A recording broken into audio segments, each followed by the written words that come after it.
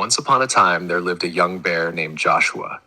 Joshua was not so different from the other bears in the forest, yet not quite the same either. Like any bear, he loved honey and sleeping on sun-warmed rocks as evening fell. But what truly set him apart was something much rarer. He noticed things, little things most creatures hurried past. And when he noticed them, he could not resist showing the world what he had seen. His father, the great bear, had noticed this trait in his son and felt a quiet concern, as fathers often do. One morning, as the sun busied itself arranging light between the leaves, a rabbit crossed Joshua's path. Joshua noticed the way the rabbit moved and bent his knees, beginning to hop, eyes wide, ears alert. He listened to the air as if it were filled with secrets and dangers only he could hear. The animals nearby laughed, for it was very funny. The rabbit, however, did not laugh. He stood quite still. He knew Joshua meant no harm, yet something heavy settled in his chest. The careful watching that had kept him alive, the listening his mother had taught him, had been turned into a joke. He lowered his eyes, folded his ears, and slipped quietly into the bushes. For just an instant, Joshua caught sight of the rabbit's face before it turned away. Something flickered in his chest, a small, uncomfortable feeling. But the other animals were still laughing, and the feeling passed as quickly as it had come. Pleased with himself, Joshua went on and soon encountered the giraffe. He stretched his neck upward as far as it would go, which was not very far at all, and marched stiffly, swaying from side to side. The giraffe, who was old and had seen many things, simply looked down at Joshua from her great height. She said nothing, but her silence carried a weight that caused the laughter around them to fade more quickly than it should have. "Oh, come now," Joshua said, grinning. "It's only fun." "Is it?" the giraffe replied quietly. Then she turned and walked away, each step deliberate and graceful, her head held exactly as high as it had always been. "Still," Joshua continued. He found the monkey and imitated him with great enthusiasm, scratching, hopping, twisting his face into unfamiliar shapes. The monkey laughed at first, for monkeys enjoy a good joke. But soon he grew quiet, watching Joshua with a tilted head and thoughtful eyes, feeling oddly humiliated. When Joshua reached the lake and saw the frog, he puffed out his cheeks and croaked so loudly and terribly that even the reeds seemed embarrassed. The animals no longer laughed. They simply watched, and then one by one drifted away.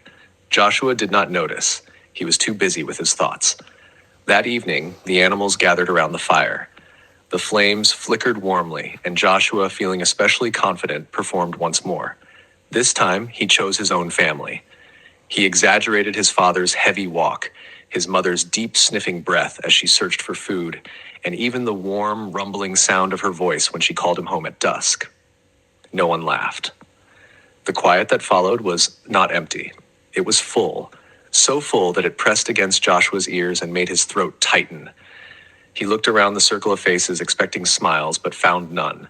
His father, the great bear, stood up slowly. Joshua had never noticed before how carefully his father moved, how much strength lived in that slowness.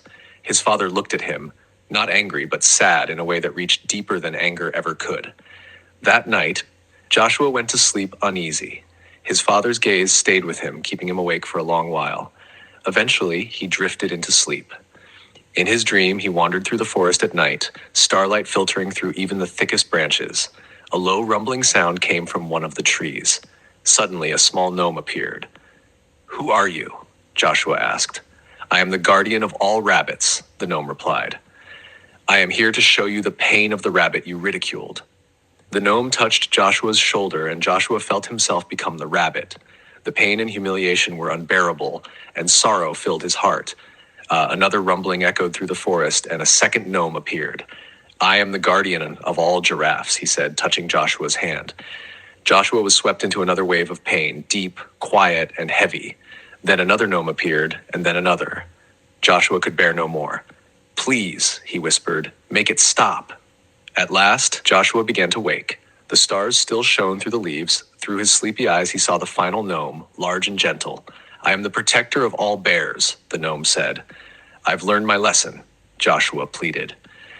Then Joshua opened his eyes fully and saw his father placing a large, gentle paw on his shoulder. "Joshua," his father said quietly, "do you understand now?" Joshua nodded. Words felt too small, but his father understood.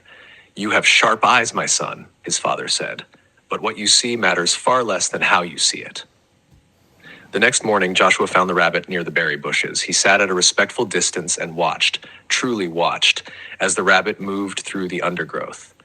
"I'm sorry," Joshua said softly, "for making you feel small." The rabbit studied him for a moment, then hopped once, lightly, warmly, truly forgiving Joshua. From that day on, Joshua still watched the world carefully, but he watched it differently.